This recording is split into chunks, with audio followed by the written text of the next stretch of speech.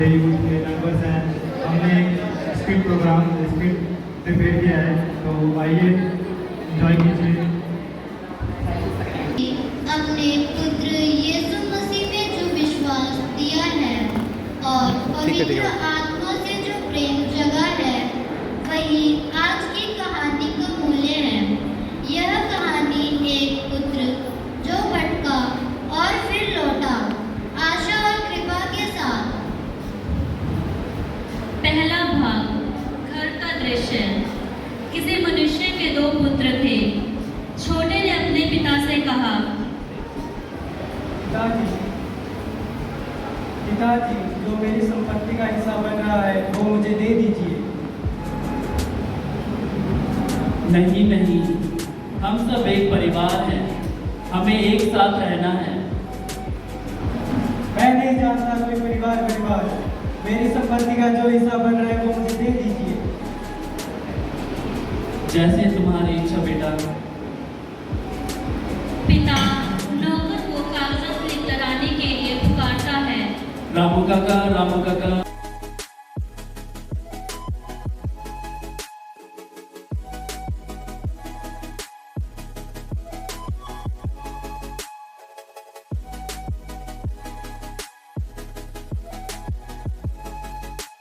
ये लो बेटा, तुम्हारे हिस्से का जमींदार।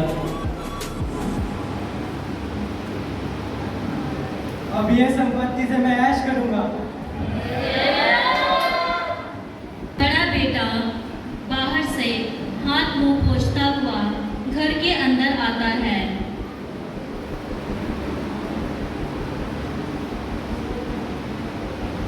पिताजी, क्या बात है, आप इतनी उदास क्यों हो? क्या ही बोलूं बेटा। बड़ा बेटा नौकर की तरफ इशारे करते हुए पूछता है कि छोटा भाई कहाँ गया। नौकर उसे इशारे से कहता है कि वह चला गया। पिताजी, मेरा छोटा भाई कहाँ है? वह अपना संपत्ति लेकर चला गया है। पिताजी, कोई बात नहीं, आप परेशान मत होइए, मैं आपके साथ हूँ।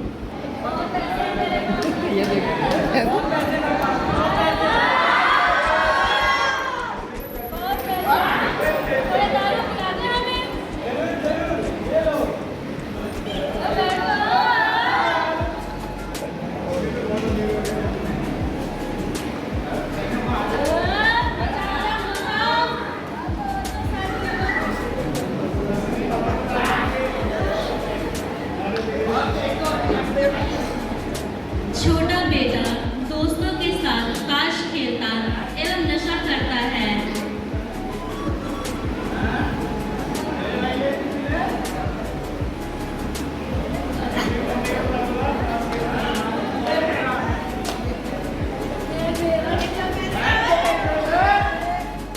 और अपने साथ की लड़कियों के साथ मौज करता है। एक लड़की उसे धुतकार देती है और उसे धक्का मारकर गिरा देती है और वे सब कहते हैं, बड़ा बदतमीज है ये लड़का, हमें इसके साथ नहीं रहना।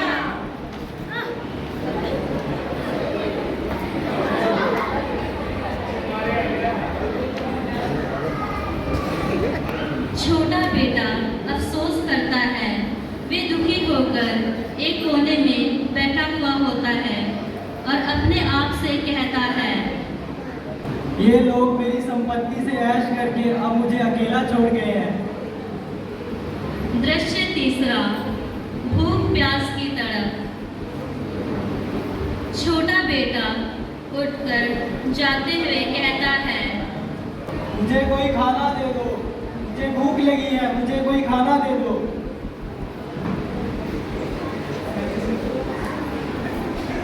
मेरे पास कोई काम नहीं है, जाओ यहाँ से। मुझे कोई खाना दे दो, मुझे भूख लगी है।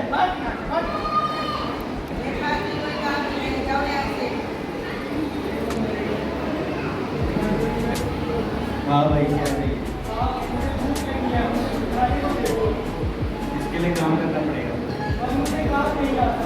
तो क्या काम करता है?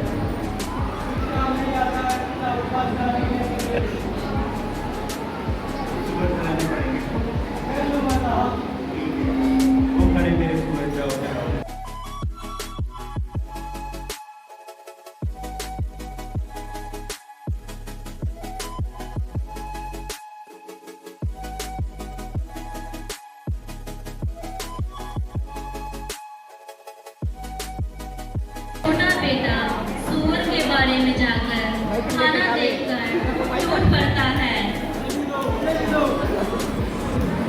एक सुअर आकर उसे गिरा देता है।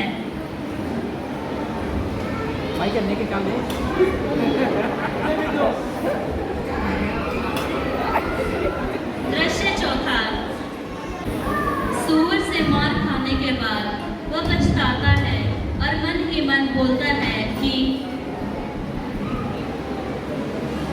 मेरे पिता के घर में हजारों नौकर काम करते हैं और वे भर पेट खाते हैं। मैं अपने पिता के पास जाऊंगा और उनसे नौकरी मांगूंगा। ये सोचता हुआ वह अपने घर की ओर बढ़ता है। उसी समय उसके पिताजी को एहसास होता है कि मेरा छोटा बेटा घर आ गया है और चौंकते हुए अपने नौकर से पूछता है कि रामू काका, मेरा बेटा आ गया क्या? यह सुनकर पिता उसे ढूंढने के लिए जाते हैं। कुछ दूर जाते ही उन्हें उसका बेटा दिख जाता है और छोटा बेटा अपने पिता को देखकर छिपने की कोशिश करता है क्योंकि उसे अपनी गलती पर पछतावा होता है। लेकिन उसके पिता जाकर उसे गले लगा लेते हैं। मैंने आपके विरुद्ध और स्वर्ग के विरुद्ध अपराध किया है, कृपया मुझे क्षमा कर दीजिए पिता। कोई बात नहीं बेटा, गलती तो इंसान से ही होता है। मैं तुम्हें क्षमा करता हूँ। पिताजी। उसके पिता उसे माफ करके उसे घर ले जाते हैं। इस कहानी का मुख्य संदेश है कि चाहे कोई इंसान कितनी भी गलती कर ले, अगर वह सच्चे दिल से पश्चाताप करके और अपने आप को सुधारना चाहता है तो उसे माफ़ किया जाता है। माफ़ करना और प्यार देना बहुत ज़रूरी है।